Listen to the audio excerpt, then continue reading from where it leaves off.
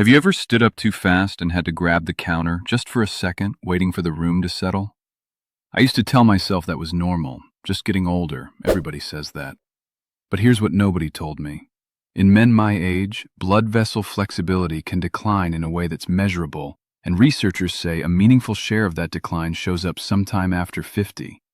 Not because your heart got weaker, because of something happening inside the walls of your own arteries every single day that plain water was never built to fix. I'm 83 years old. I still split my own firewood in the fall. I still walk 2 miles most mornings before breakfast, and I don't come back needing to sit down for 20 minutes to catch up with myself. That's not me bragging. It's me telling you that whatever is supposed to happen to a man's body at my age, I decided I wasn't going to just accept it without asking why first. I get up most mornings and my hands don't feel cold before I've even had coffee. I can carry both bags of mulch from the truck to the garden in one trip instead of 2, and I'm not standing there afterward with my chest pounding, wondering if I overdid it. That's not luck. That's not genetics. That's paying attention to what actually moves blood through this old body of mine, and it has almost nothing to do with how much water I drink.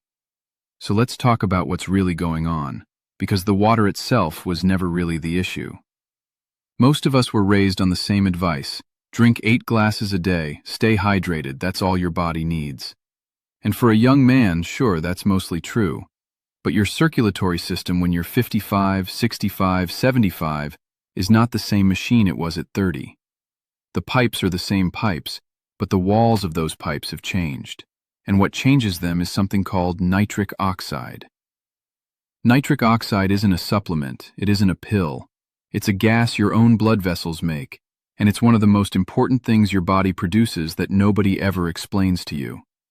When your arteries have enough of it, the walls stay flexible. They widen when they need to. They relax under pressure, and blood moves through easily, right down to your fingers, your legs, and yes, everywhere else blood needs to go for a man to feel like himself. When nitric oxide production drops, those same walls get stiffer. Blood moves through slower and with more resistance, and your body starts sending you little warnings. Cold hands, feeling winded faster, that lightheaded second when you stand up, long before anything shows up on a chart at your doctor's office. Here's the part that took me years to understand. Nitric oxide production isn't fixed for life. It's tied to age. Research suggests that after 50, most men see a real, meaningful decline in how much nitric oxide their blood vessels naturally produce. Not a small dip, a decline serious enough that circulation researchers consider it one of the biggest hidden factors in how we age. Nobody sits you down and explains this. Your doctor has maybe 12 minutes with you, and there's a list of things to get through before the nurse knocks on the door. This conversation just never happens. And it's not only about energy or cold hands. Blood flow is blood flow. It's the same system carrying blood to your heart, your brain, your legs, and every other part of you that depends on flexible, responsive vessels. When the walls of your arteries stiffen, everything downstream feels it.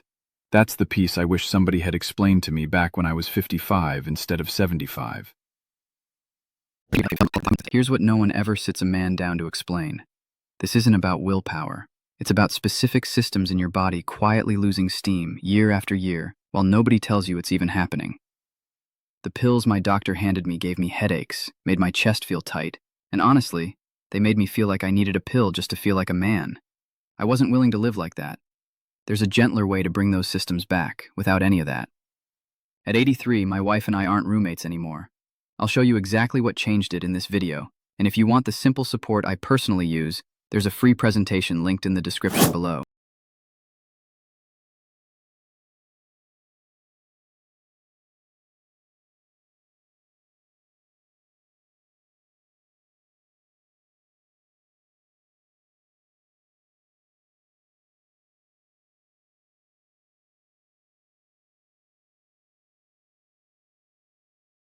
So if plain water isn't the answer, what is?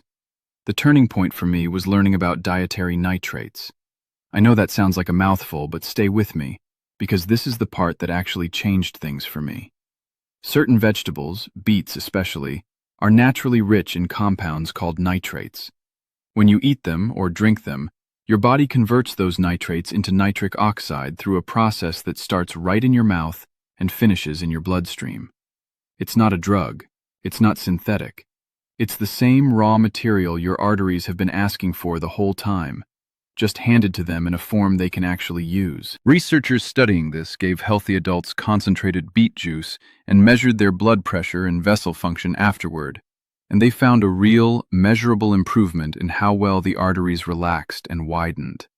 That's not a fringe theory. That's published research, and it's part of why doctors who study vascular health keep coming back to beets and nitrate-rich vegetables as one of the most reliable, food-based ways to support nitric oxide production as we age. So now, most mornings, I stir a spoonful of beet powder into my glass of water. That's it. That's the one thing. Not a magic potion, just a root vegetable most of us stopped eating regularly sometime around 1975.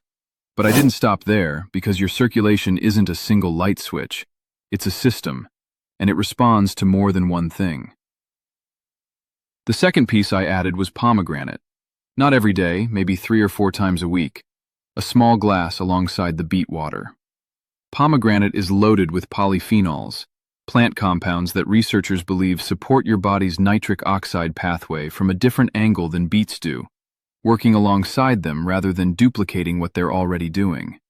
It's not the star of the show. Think of it as backup support riding alongside the main habit, not a replacement for it. And the third piece had nothing to do with what I was putting into my body. It was about what I stopped doing. I used to have a glass of wine most evenings, sometimes 2, out of habit more than anything. What I learned is that alcohol in the evening doesn't just affect your liver, it affects your blood vessels and your sleep. And poor sleep is when a lot of your body's repair work, including vascular repair, is supposed to happen. So I cut back. Not to 0, but close to it, and mostly on weeknights. That one change alone made a difference I could actually feel within a couple of weeks. Steadier mornings, less of that groggy, heavy feeling in my legs. These days, my wife and I plan trips the way we did 30 years ago. We walked 4 miles through a botanical garden last spring, and I wasn't the one asking to sit down and rest on every bench we passed. I carry the suitcases. I take the stairs at the hotel instead of waiting on the elevator. Not to prove anything to anybody, just because my legs actually want to. That's what steady circulation gives you back. Not a performance, just your own life, moving at your own pace again. Let me tell you about Ray. Ray is 74, lives outside Spokane, spent 30 years as a high school football coach before he retired. Ray told me he used to get through practice fine, but by the time he sat down for dinner, his legs felt like lead and his hands were always cold, even in August. He figured it was just what happens when you spend 3 decades on your feet on a football field. He started the beet and water habit on his daughter's suggestion, added a small glass of pomegranate juice a few times a week, and cut his evening beer down to weekends only. He told me 3 weeks in, his wife asked him why he seemed less tired at dinner. He hadn't even said anything to her about what he'd changed. That's the kind of thing that convinces a man more than any chart ever could. Now, I need to say this clearly, because it matters more than anything else in this video. None of this replaces your doctor, and none of it replaces your medication. If you're on blood pressure medicine or heart medication, dietary nitrates can interact with those prescriptions, so this is exactly the kind of thing you bring up with your doctor before you change anything, not instead of your treatment, alongside it. Think of this as support that works with your plan, not around it. Before I even said a word. The presentation is linked right below this video. It won't replace your doctor or a healthy lifestyle. It's simply there to support your body. At 83, my wife and I aren't roommates anymore, and it's not too late for you.